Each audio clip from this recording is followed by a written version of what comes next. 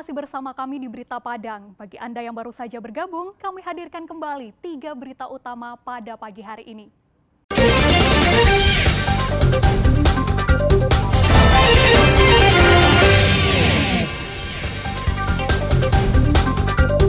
Perahu mati mesin di tengah laut.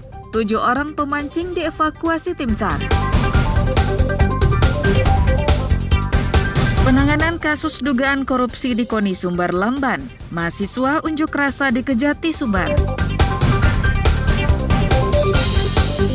Kebakaran rumah di permukiman padat di Padang. Hingga Pertashop yang menjual Pertamax terbakar di tanah datar. Kami sampaikan dalam Padang Sepekan.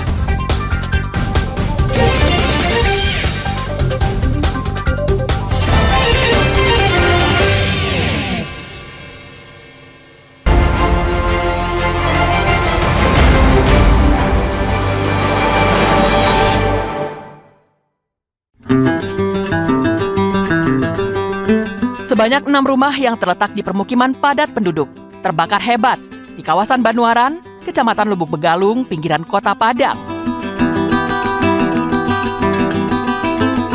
Kobaran api dengan cepat membesar di kawasan permukiman padat penduduk tersebut.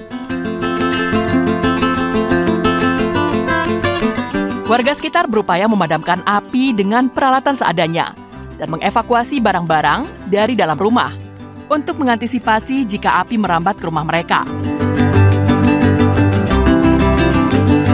Dinas Pemadam Kebakaran Padang yang mendapatkan laporan warga mengerahkan 6 mobil pemadam kebakaran dengan puluhan personil ke lokasi. Namun petugas tak bisa dengan serta-merta memadamkan kebakaran karena akses jalan yang sempit menyebabkan petugas kesulitan memadamkan api.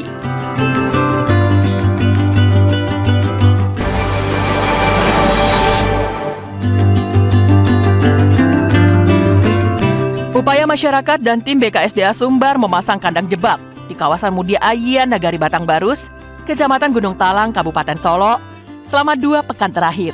Akhirnya berbuah manis. Seekor harimau Sumatera atau Panthera tigris yang berjenis kelamin betina berhasil masuk perangkap. Harimau yang diperkirakan berusia 2 tahun itu kemudian dibawa ke Taman Marga Satwa Budaya Kinantan Bukit Tinggi untuk diobservasi dan menjalani perawatan.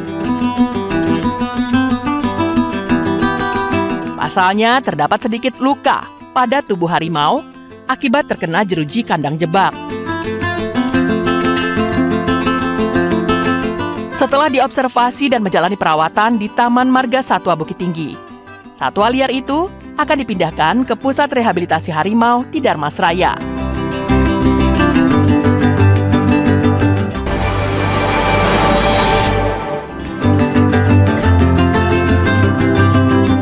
Sebanyak 7 titik longsor disertai pohon tumbang terjadi di kawasan Rimbo Malampah, Pasaman.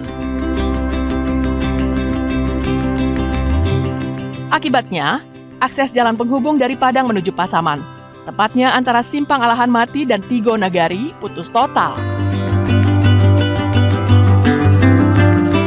3 mobil yang membawa 7 penumpang, 3 diantaranya adalah anak-anak, terpaksa harus menghabiskan malam dalam suasana mencekam.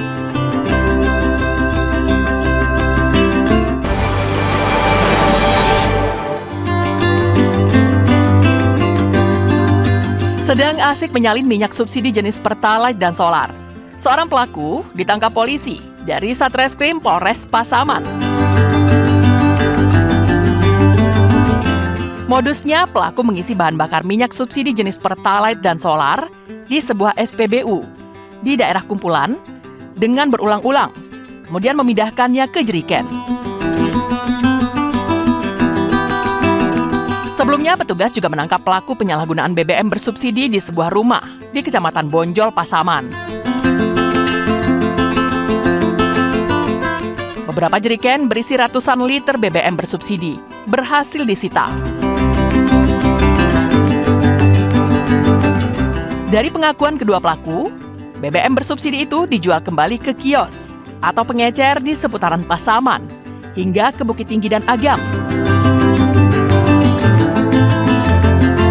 Polisi juga menyita 2 unit mobil minibus yang tangkinya sudah dimodifikasi, yang digunakan pelaku untuk membeli BBM bersubsidi.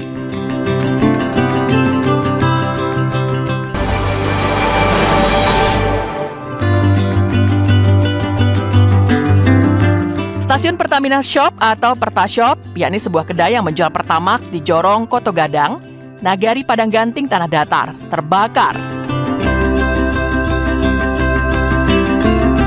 Peristiwanya berawal ketika mobil tangki melakukan penyuplaian BBM jenis Pertamax ke tabung dispenser Pertashop.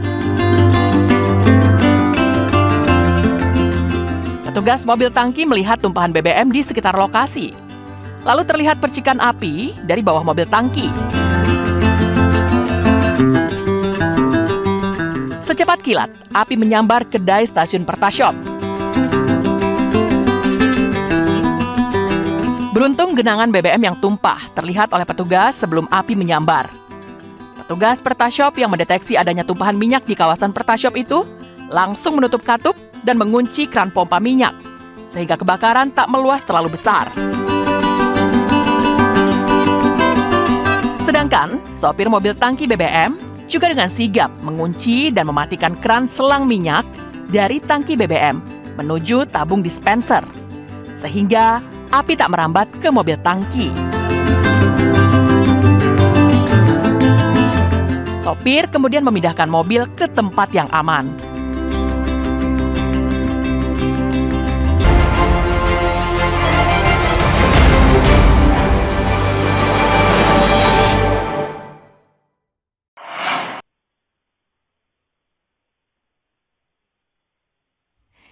Dalam rekaman kamera pengintai dari salah satu rumah warga ini, terlihat dengan jelas 3 pria membongkar tiang besi yang digunakan untuk menyangga kabel fiber optik untuk keperluan internet.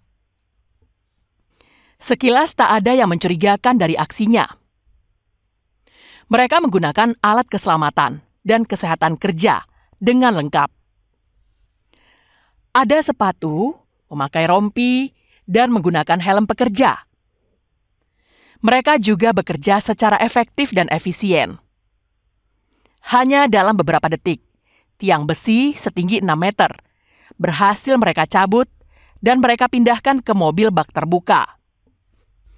Mereka beraksi di kompleks perumahan dan 13 batang tiang besi mereka gasak dalam waktu yang cepat. Ternyata mereka adalah pencuri yang beraksi di siang bolong. Aksi ini terungkap setelah pekerja yang mendapatkan tugas memasang tiang besi itu kaget karena tiang yang akan dipasang kabel jaringan internet ternyata sudah tak ada lagi. Mereka ngasih rekaman video waktu ada pencurian tiang itu. Nah, dari CCTV itu terekam 3 orang nyabut tiang pakai mobil Grand Max. Nah, pas itu baru hari ini kami ngelapor ke Polres. Itu tiang apa, Mas? Itu tiang jaringan internet merek Inggit, Bang. Jadi tiang itu dipakai untuk narik kabel jaringan internet. Atas kehilangan itu, Dino melaporkannya ke Mapolresta Padang dan kasusnya kini ditangani oleh Satreskrim Polresta Padang. Jika melihat pengalaman sebelumnya, polisi bakal dengan mudah menangkap pelaku karena wajahnya terekam jelas di kamera pengintai.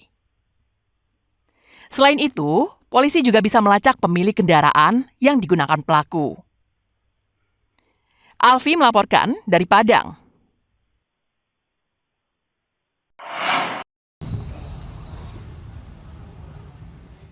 Kejaksaan Negeri Pasaman memusnahkan barang bukti tindak pidana umum yang telah mempunyai kekuatan hukum tetap pada Kamis siang di halaman kantor Kejaksaan Pasaman.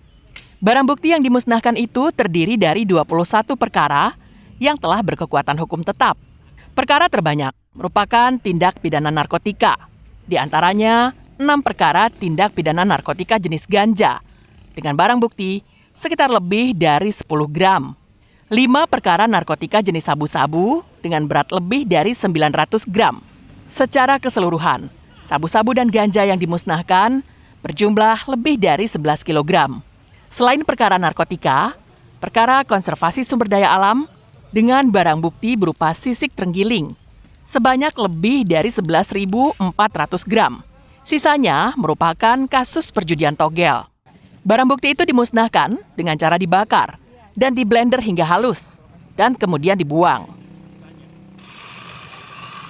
Acara pemusnahan barang bukti yang telah mempunyai kekuatan hukum tetap pada hari ini kita laksanakan.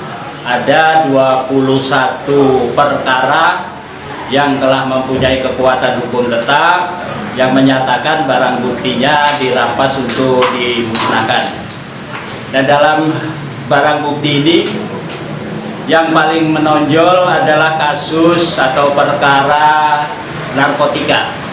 Pelaksanaan pemusnahan barang bukti hasil kejahatan ini juga mengundang polisi, tentara, petugas pengadilan, dan tokoh masyarakat setempat.